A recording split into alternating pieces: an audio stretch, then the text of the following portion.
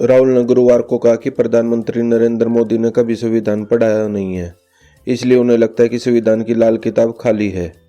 वे महाराष्ट्र के नंदुरबार में रैली को संबोधित कर रहे थे। Commission for air quality management ने दिल्ली की खराब एयर क्वालिटी रोकने के लिए ग्रेडेड रिस्पॉन्स एक्शन प्लान का तीसरा चरण शुरू करने का फैसला किया है। इसे 15 नवंबर की सुबह 8 बजे से लागू किया जाएगा। साथ ही पहला चरण और दूसरा चरण भी चलता रहेगा। महाराष्ट्र और झारखंड विधानसभा चुनाव के बीच चर्चित बटेंगे तो कटेंगे नारे पर महाराष्ट्र भाजपा के दिग्गज नेताओं के आपत्ति दर्ज कराने के बाद महाराष्ट्र के डिप्टी सीएम देवेंद्र फडणवीस ने इस नारे को लेकर सफाई दी है। कांग्रेस नेता कन्हैया कुमार ने गुरुवार को महाराष्ट्र के नागपुर में महाराष्ट्र के डिप्टी सीएम देवेंद्र फडणवीस के धर्मयुद्ध वाले बयान का जवाब दिया। उन्होंने कहा कि जो नेता धर्म बचाने की बात कह रहे हैं उससे पूछिए कि ऐसा तो नहीं होगा ना कि धर्म बचाने की जिम्मेदारी हमारी होगी और ऑक्सफोर्ड कैम्ब्रिज में पढ़ने की जिम्मेदारी उनके बच्चों की होगी। महाराष्ट्र विधानसभा चुनाव में चुनाव आयोग की सख्ती जारी है। अफसरों ने गुरुवार को कांग्रेस अध्यक्ष मल्लिकार्जुन खड़गे, गोवा के सीएम प्रमोद सावंत, महाराष्ट्र कांग्रेस अध्यक्ष नाना पटोले और उद्धव ठाकरे के सामानों की भी चेकिंग की।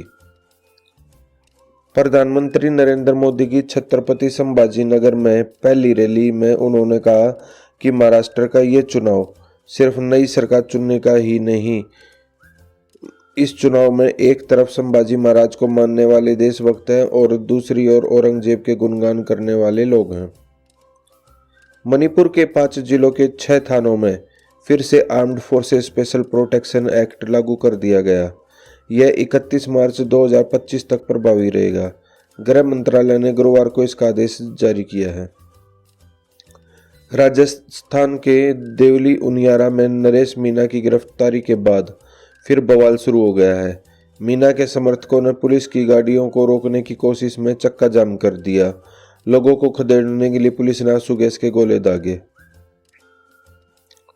ईडी ने गुरुवार को मालेगांव के व्यापारी के खिलाफ मनी लॉन्ड्रिंग केस की जांच के तहत महाराष्ट्र और गुजरात में कई जगहों पर छापेमारी की।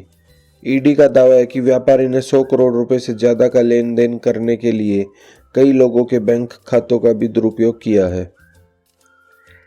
हैदराबाद के सांसद और एआईएमआईएम चीफ असदुद्दीन ओवैसी ने महाराष्ट्र के सोलापुर में बुधवार को चुनाव प्रचार के दौरान 15 मिनट का जिक्र किया। 2012 में उनके भाई अकबरुद्दीन ओवैसी ने कहा था, देश से 15 मिनट के लिए पुलिस हटा दो तो पता चल जाएगा कौन कितना ताकतवर है। एनसीपी नेता बाबा सिद्दीकी के शूटर ने मौत की पुष्टि तक अस्पताल के पास इंतजार किया। शूटर ने पुलिस को बताया कि फायरिंग के बाद उसने तुरंत अपनी शर्ट बदल ली थी और करीब आधे घंटे तक भीड़ के बीच अस्पताल के बाहर खड़ा रहा। वह यह जानने के लिए खड़ा रहा कि सिद्दीकी की मौत हो गई या वे हमले में बच गए। जैसे ही उसे यह पता चला कि सिद्दीकी की हालत बहुत गंभीर है, वह वहां से चला गया। हरियाणा की नई विधानसभा के लिए चंडीगढ़ में जमीन देने को लेकर घमासान मच गया है। हरियाणा में भाजपा की सरकार है, इसके बावजूद पंजाब के भाजपा प्रधान सुनील जाखड़ ने इसका विरोध जताया है। सुप्रीम कोर्ट के 51वें सीजेआई संजीव खन्ना ने मामलों की सुनवाई को लेकर बनाए जाने वाले रोस्टर में बदलाव किया है।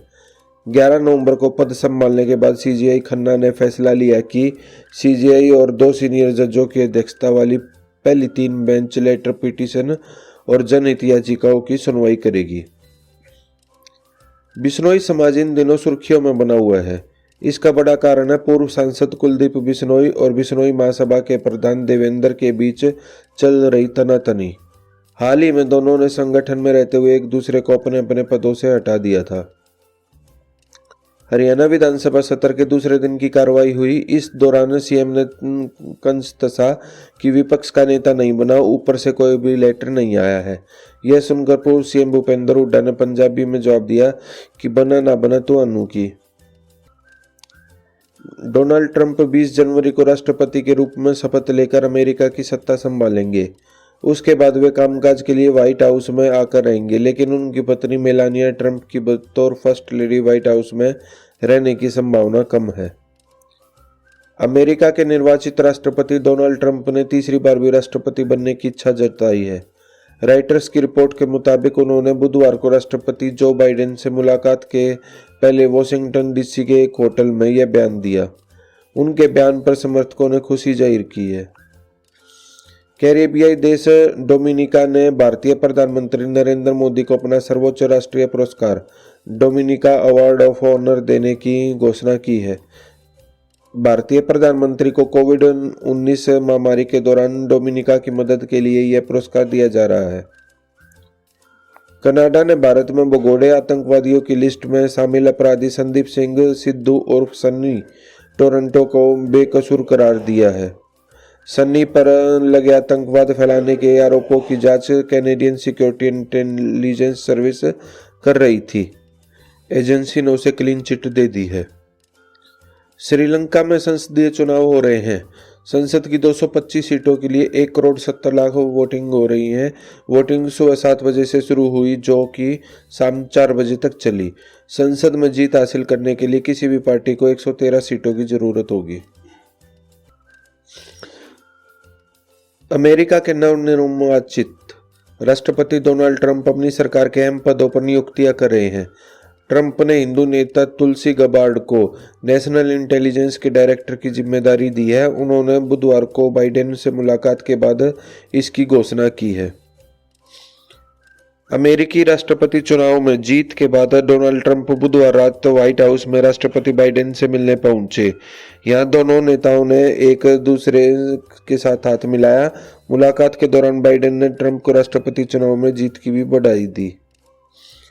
10 ग्राम 24 कैरेट गोल्ड का भाव 1521 रुपये गिरकर 73,739 रुपये पर आ गया। चांदी 2,644 रुपये गिरकर 87,103 रुपये प्रति किलो हो गई है। वहीं सेंसेक्स 14 नवंबर को 110 अंक की गिरावट के साथ 77,580 के स्तर पर बंद हुआ। निफ्टी में भी 26 अंक की गिरावट रही। ये 23,532 के स्तर पर बंद हुआ।